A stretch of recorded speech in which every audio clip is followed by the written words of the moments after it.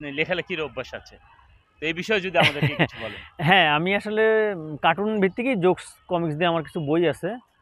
আমার পাঞ্জেরি থেকে ১ম বই বের হয় বাংলাদেশে ১ম আচ্ছা, কার্টুন এবং জোকস এবং কার্টুনের বই বের হইছে। আমার পাঞ্জেরি থেকে মোটামুটি ৪-৫ টা বই বের হইছে। আচ্ছা, আচ্ছা। আর এই বছর এই বছর ঢাকা হ্যাঁ, বইমেলায় হ্যাঁ, ঢাকা বইমেলা গ্রন্থকুটির থেকে বের হইছে একটা ডিজিটাল প্রবাদ অ্যানালগ কার্টুনের বই। অ্যানালগ কার্টুনের বই ডিজিটাল প্রবাদ ডিজিটাল প্রবাদ, হ্যাঁ। ২০২৪ বাংলা ২৪, হ্যাঁ, বাংলা হ্যাঁ, বাংলা একাডেমি না, বাংলা একাডেমি বইমেলায় প্রকাশিত বইমেলায় হয়েছে, হ্যাঁ, প্রকাশিত প্রকাশিত হয়েছে।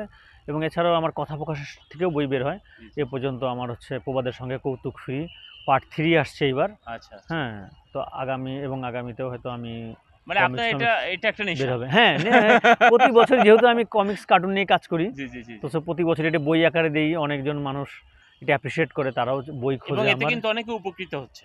কারণ হ্যাঁ, আপনার ওই বইগুলো পড়ার পর তারা জানতে পারছে যে আসলে কিভাবে আঁকাআঁকি করা যায়, কিভাবে শেখা যায় বা হ্যাঁ, এরকম তো আপনার টিপসও দেয়া থাকে ভেতরে। হ্যাঁ, সেটা থাকে। আর আরেকটা বিষয় হচ্ছে আসলে আমাদের এই কঠিন সমাজে একটু হাস্যরস তৈরি হলে ইয়ে মানুষের একটা স্ট্রেস কমানো, সেটাই, এটাও। সেটাই, এবং আমি চেষ্টা করি একটু মেসেজের মাধ্যমে সেটাই, একটু হাস্যরস তৈরি করার জন্য। সেটাই, সেটাই। এটাই উদ্দেশ্য আরকি, যাতে মানুষ কিছু শিখতে পারে, সমাজকে ওকে। কিছু।